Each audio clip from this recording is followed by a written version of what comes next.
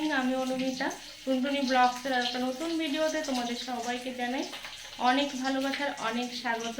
I hope তোমরা খুব ভালো আছো, সুস্থ আছো, আর আমিও কিছুটা হলেও বেটার আছি। এই যে দেখো এখন হচ্ছে রান্না করব, তো তার জন্য কিন্তু এখানে দেখো মাছ ভাজা বলছে। এই যে দেখো মাছ ভাজছি।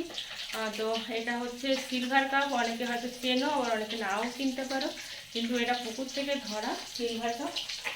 তো পাশের একজনের কাছ থেকে আমি ধরে নিয়েছিলাম মাছগুলো। এই যে দেখো, আর এখানেও আছে কিছুটা, এই যে তার সাথে মৌরলা মাছও আছে।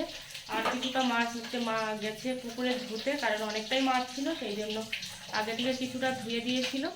এখন আমি মাছগুলোকে ভেজে নিচ্ছি। আর এতটা পরিমাণে বৃষ্টি হচ্ছে যে বাইরে কিন্তু কোনো রকমভাবে যে রান্না করা যাবে কিনা তারও কিন্তু ঠিক নেই। আর গ্যাসের অবস্থাটাও খুব একটা ভালো নয়, অনেকটা ভয়ে ভয়ে কাজ করতে হচ্ছে। আর দেখতেই পাচ্ছি আমি বারবার গ্যাসের দিকে তাকাচ্ছি। আসলে এই যে গ্রামের এই যে খারাপ সিচুয়েশান, যেটা কি বলবো। আর তার ওপরে কি বলতো, এই যে মানুষের টাকা পয়সার এতটাই সমস্যা আর আমার এতটাই খরচাপাতি আমার পিছনে, যে কারণে কিন্তু এই মানে কোনো কিছু করেই উঠতে পারছি না। তো সেই জন্য গ্যাস কিনবো ভেবেও কিন্তু কেনা যাচ্ছে না, অনেকটা কষ্ট করেই কিন্তু বাইরে রান্না করতে হচ্ছে। তারপরেও যে আজকে ওয়েদারটা এতটা খারাপ, জানি না বাইরে রান্না হবে কি না। তো মাকে বললাম যেহেতু অনেকটাই লেট হয়ে যাবে, তো দেখো গ্যাসের অবস্থাটা দেখো, দপ দপ দপ দপ করছে। তো মাকে বললাম অনেকটাই লেট হয়ে যাবে, তুমি বরং মাছটা কেটে দাও, আমি এখানে মাছটা ভাজতে লাগি। আর এদিকে দেখো আমার বাবা ফোন করেছে, তো সেই জন্য একটু কথা বলে নিচ্ছি। কারণ বাবা তো একা বাড়িতে, আর মা তো এখানে এসেছে আমাদের এখানে, তো সেই জন্যই বাবা বারবার করে ফোন করছে। আর ওই যে কি বলো তো, একজন একজনকে ছেড়ে থাকলে কিন্তু এরকমটাই হয়। তোমাদের সাথে কথা বলতে বলতে আমার অনেকটাই মাছ ভাজা হয়ে গেছে, আর মাছগুলো না ভাজতেও অনেকটাই টাইম লাগছে, কেন জানি না। তো দেখো বন্ধুরা, এখন আমার মা কাটছে এই যে মাছ, দেখতে পাচ্ছ কত মৌরালা মাছ আর পোনা মাছ, তারপর ছাটি, এগুলো কিন্তু কাটা হয়ে গেছে অলরেডি।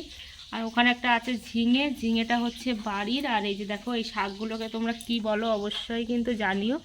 এটাকে আমরা তো বলি সাদা ডেমো বা ডেমো শাক, অনেকে অনেক নামে হয়তো চেনে। একটা আছে দেখো কচুর ফুল, ওই যে দুটো দেখা যাচ্ছে। আর এই দিকে দেখো আমি এখন মাছ ভাজছি, কারণ কিছুটা মাছ আগে থেকে কেটে দিয়েছিল, সেই মাছগুলো কিন্তু আমি এখন ভেজে নিচ্ছি।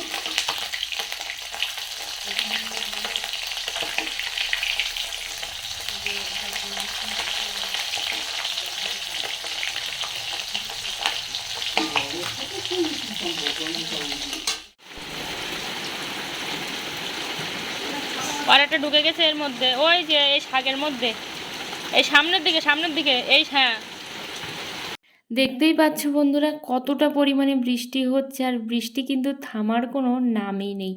আর এখানে মা দেখো এই যে এগুলো ভাজছে, ফুচকাগুলো, এগুলো কিন্তু এমনি নর্মালি খাওয়া হবে। আর এদিকে মা আর শাশুড়ি মা দুজন মিলে কিন্তু ঢুকে গেছে বাগানে, কি তুলতে গেছে আমি জানি না, তো ভাবলাম তোমাদের সাথে একটু শেয়ার করি। তো বাগানে অনেক কিছুই হয়েছিল, কিন্তু এগুলো ছিল সেই শীতকালের সময় লাগানো সবজি।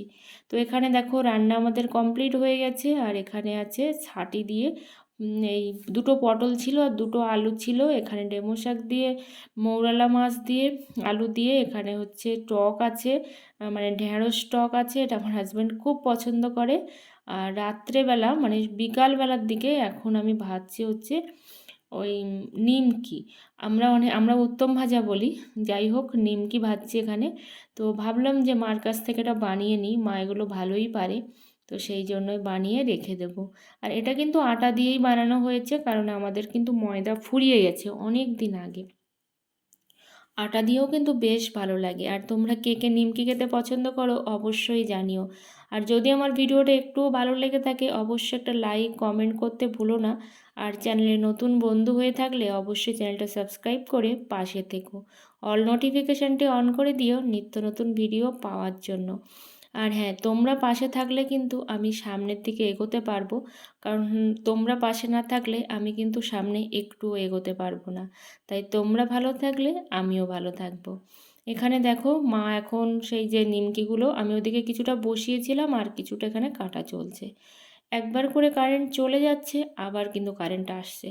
যেহেতু মানে ঝড় বৃষ্টি হলে যেটা হয় আর কি। তো গ্রাম মানেই বুঝতে পারছো, একটুখানি বৃষ্টি হলেই কারেন্ট কিন্তু আর থাকে না। আর শহরে কিন্তু এইটা আবার হয় না, সারা দিনই দেখি কারেন্ট থাকে। যাই হোক, এখানে মার প্রায় কমপ্লিট হয়ে গেছে নিমকিটা কাটা, একটাই বাকি আছে। আর তোমরা যদি বলো যে এই নিমকিগুলো খেতে কেমন লাগবে, অবশ্যই কিন্তু কমেন্ট করে তোমরা জানাতে ভুলো না। আর হ্যাঁ, অনেক দিন বাদে কিন্তু তোমাদেরকে ভিডিও দিচ্ছি, তাই তোমাদের ভালোবাসা ছাড়া কিন্তু কখনোই সব কিছু সম্ভব নয় সামনে এগোনোর। তাই অবশ্যই পাশে থেকো। এখানে দেখো নিমকিটা ভাজছি, কিন্তু কারেন্টটা আবারও চলে গেছে, তাই সেই জন্য ফোনের লাইট দিয়ে তোমাদেরকে একটু দেখিয়ে দিলাম। কারণ ভালোই ফুলছে, কিন্তু কোনো রকম সোডা বা কিছুই দেওয়া নেই, জাস্ট কিন্তু এই এটা দেওয়া আটা দিয়েই কিন্তু আর ময়ান করেই কিন্তু এটা তৈরি করা হয়েছে। সবাই অনেক ভালো থেকো, অনেক সুস্থ থেকো, আর দেখা হচ্ছে পরের কোনো ব্লগে। এখানে দেখো প্রজাপতি বসেছে ঘরে, প্রচুর প্রজাপতি। কেন এত প্রজাপতি ঘরে আসছে আমি কিন্তু জানি না।